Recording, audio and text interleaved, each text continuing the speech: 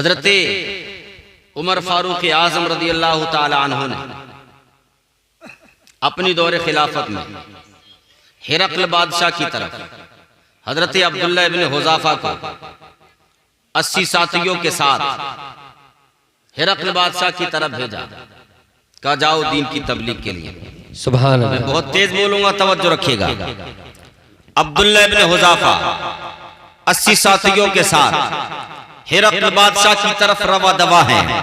पहुंच गए, मंजिल मकसूद तक जा पहुंचे।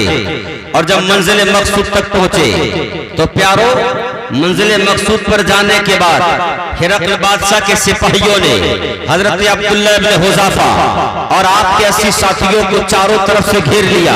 और जब 80 साथियों को चारों तरफ से घेरा तो प्यारो अब्दुल्ला इब्न हुज़ाफा को गिरफ्तार कर लिया गया। अब्दुल्ला इब्न हुज़ाफा गिरफ्तार हुए, हिरक़ल के दरबार में पहुंचे। हिरक़ल के दरबार में पहुंचने के बाद किसी ने हिरक़ल बादशाह से कहा, हिरक़ल बादशाह क्या तुम्हें मालूम है ये गिरफ्तार होकर के आने वाला कौन है? बादशाह ने कहा मुझे नहीं पता। बताने वाले ने बताया ये नबी का कलमा पढ़ने वाले हैं, ये मजहब इस्लाम को मानने वाले हैं और इनके बारे में सुनाया जाता है, इनके बारे में समाप्त ये किया जाता है कि जो मुसलमान या जो बंदा नबी का कलमा पढ़ लेता है, जो मुसलमान बन जाता है, वो अपनी गर्दन तो कटा देता है मगर नबी का नाम लेना नहीं छोड़ा करता है। अल्लाह अल्लाह मुसलमानों, हिरक़ल बादशाह ने कहा कोई बड़ी बात नहीं है, अगर थोड़े से सिक्कों का लालच दूंगा ये मेरी बातों में आ जाएंगे, चंद पैसों का लालच दूंगा ये मेरे करीब आ जाएंगे। लोगों ने कहा बादशाह तुम्हारी गलत फहमी है, ये तुम्हारी बातों में नहीं आने वाले, ये तुम्हारे बहकावे में नहीं आने वाले, ये तुम्हारी तरफ नहीं आने वाले। हिरक़ल बादशाह ने कहा देखते जाइए मैं करता क्या हूँ। सिपाहियों ने कहा जी हुजूर हम भी देखेंगे और आप भी अपना कमाल करके दिखाइएगा, हल्का ई को कम कर दीजिए भाई साहब जो भी है। हिरक़ल बादशाह ने कहा आप देखते जाइए। सिपाहियों ने कहा हम भी देखेंगे क्या होने वाला है। हिरक़ल बादशाह ने अब्दुल्ला इब्न हुज़ाफा को मुखातब किया और मुखातब करने के बाद कहा अब्दुल्ला सुनिए, तवज्जो रखिएगा मेरी तरफ।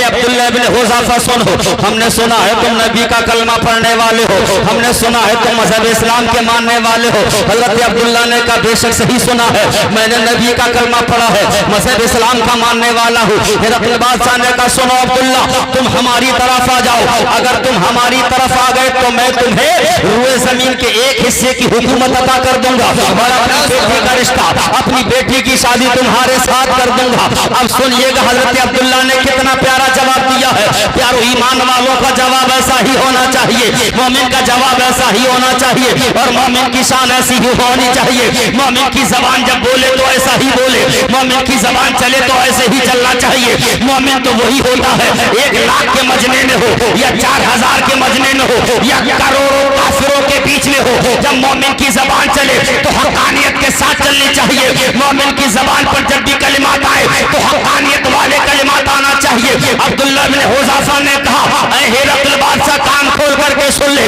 तेरे पास जमीन की छोटी सी हुकूमत है, अगर तेरे पास जमीन से लेकर के आसमान तक की हुकूमत होती, जमीन से लेकर के आसमान तक की हुकूमत अगर तू मेरे हवाले करता, अगर तू जमीन से आसमान तक की हुकूमत को मेरे हवाले करता तो अब्दुल्ला इब्न हुज़ाफा ने कहा था ऐ हिरक़ल बादशाह तेरी पूरी हुकूमत में ठोकर मार देता मगर नबी का दिया हुआ ईमान नहीं देता।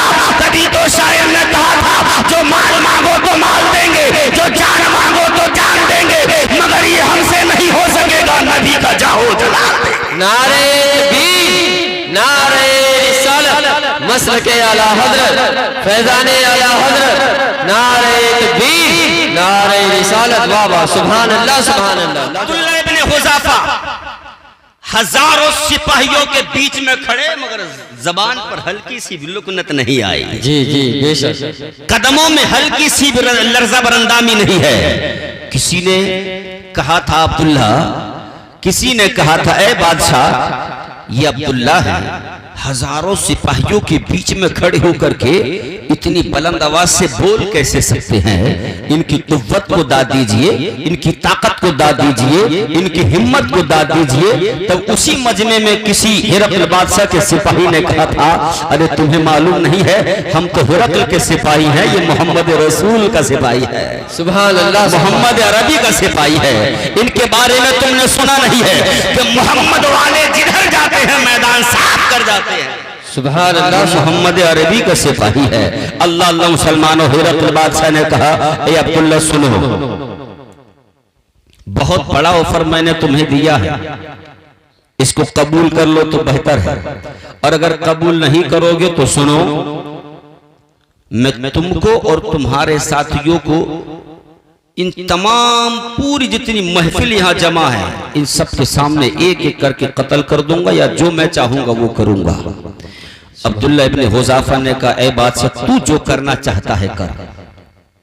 हिरक़ल बादशाह ने अपने सिपाहियों को हुक्म दिया, ऐ सिपाहियों जाओ, अंगारों पर बड़े बड़े कढ़ाव रखो और उसमें तेल डालो, तेल को खौलाओ, और जब तेल में खौल आ जाए तो अब्दुल्ला के एक साथी को उठाकर खोलते तेल में डाल दो। सुनिएगा, आज हमारे ईमान क्या है, सेकंडों में हमारे ईमान बिक रहे हैं, हम लोग अपने ईमान का सौदा कर रहे हैं।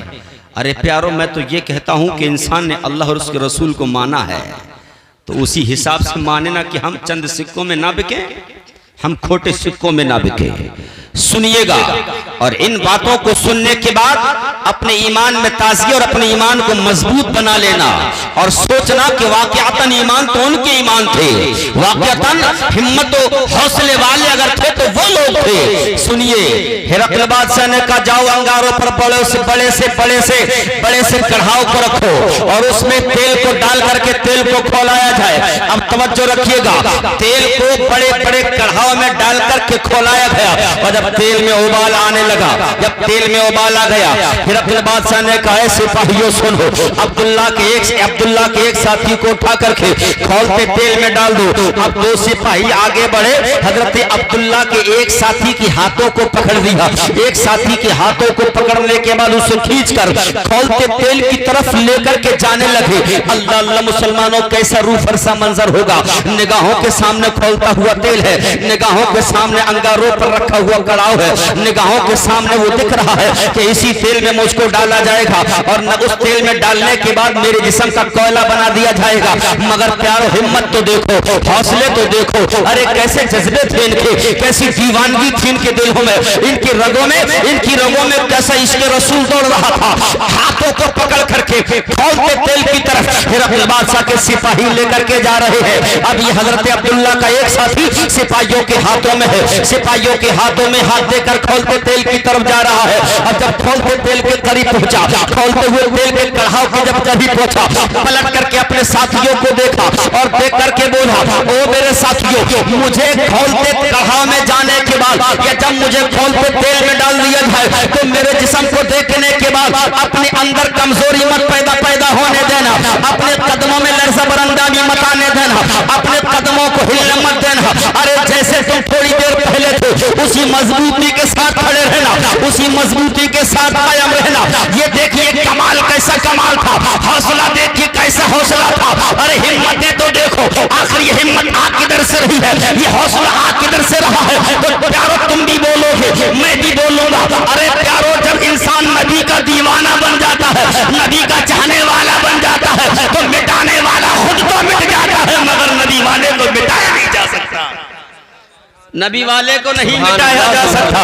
ये बंदा देख रहा है, अपने साथियों को कह रहा है, ओ मेरे साथियों परेशान मत होना, ओ मेरे साथियों मेरे जिस्म को जलता हुआ देख करके अपने दिलों को कमजोर मत करना, अपने ईमान को कमजोर मत करना, बल्कि बोल रहा था कि ये मेरी जान है अल्लाह की दीन के लिए, मेरी जान है रसूल कायनात के लिए, ये छोटी सी जान है रसूल कायनात के लिए। प्यारो, ये तमाम बातें होते होते हिरक़ल ने कहा, ऐसे सिपाहियों देखते क्या हो, जल्दी से उठा करके तेल में डाल दो। अल्लाह अल्लाह मुसलमानों, हजरत अब्दुल्ला के एक साथी को उठा करके तेल में डाल दिया गया, और जब खोलते तेल में जब डाला गया तो प्यारो, क्या बताऊं, क्या मामला, क्या हालात रहे होंगे, बताइए क्या बीती होगी। वो सहाबी रसूल, उन्होंने शहादत का जाम नोश किया, इस शान के साथ नोश किया था।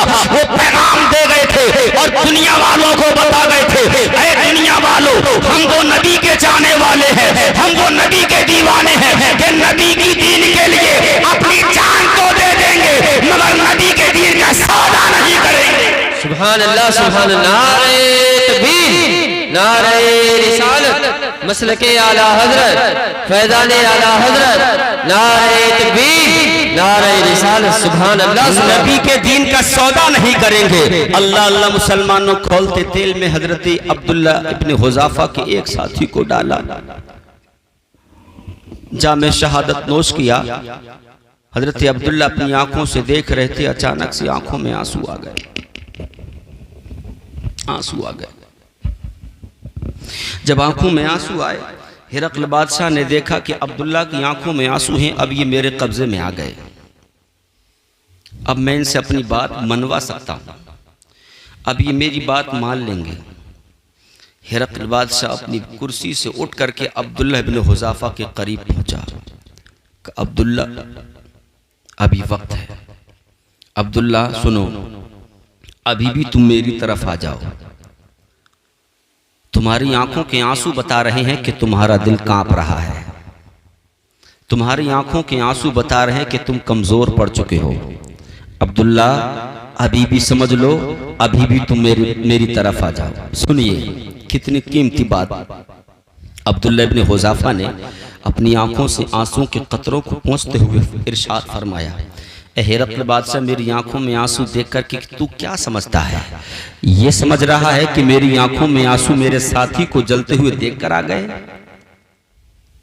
या ये समझ रहा है कि शायद मैं घबरा गया हूं, या ये समझ रहा है कि शायद अब मैं दुनिया से चला जाऊंगा, या ये समझ रहा है कि शायद अब मेरे ईमान में कमजोरी पैदा हो गई? हिरकल बादशाह ने कहा, तुम्हारी आंखों के आंसू देखकर तो यही लग रहा है कि तुम अब कमजोर पड़ चुके हो, अब तुम्हारे बस की कोई नहीं है। तब हजरत अब्दुल्ला इब्ने हुज़ाफा ने कहा था, अरे हिरकल नादान बादशाह, सुन, मेरी आंखों में आंसू इसलिए नहीं आए कि मैं कमजोर पड़ गया। अब्दुल्ला इब्ने हुज़ाफा ने बबांगे दोहल जवाब दिया था। अब्दुल्ला की आंखों में आंसू आने की वजह यह नहीं कि अब्दुल्ला के साथी को जला दिया गया, अब्दुल्ला की आंखों में आंसू आने की वजह यह नहीं है कि अब्दुल्ला कमजोर पड़ चुका है, बल्कि अब्दुल्ला की आंखों में आंसू इसलिए आए हैं, मैं ये सोच करके रो रहा हूँ, ये सोच करके मेरी आंखों में आंसू आ गए कि कुछ देर के बाद मेरा नंबर आने वाला है, कुछ देर के बाद मुझे तेरे खौलते तेल में डाल दिया जाएगा। तो मैं ये सोच करके रो रहा हूँ कि अल्लाह की दीन के लिए, नबी की रिजा के लिए, ये मेरी एक ही तो जान है, ये भी कोई जान में जान है, ये भी कोई जान में जान है, ये छोटी सी जान है, ये कोई जान में जान नहीं है। मैं ये सोच करके रो रहा हूँ, काश मेरा परवरदिगार आलम अब्दुल्ला को 1000 जाने देता और 1000 जाने एक एक करके अल्लाह के दीन के लिए कुर्बान करता चला जाता। सुभान अल्लाह, सुभान अल्लाह। जब तक बिके न थे तो कोई पूछता न था, आपने हमें खरीद कर अनमोल कर दिया। अरे प्यारों, में इसीलिए कहता हूँ, हम अल्लाह के लिए हैं, अल्लाह ही की तरफ पलट करके जाना है।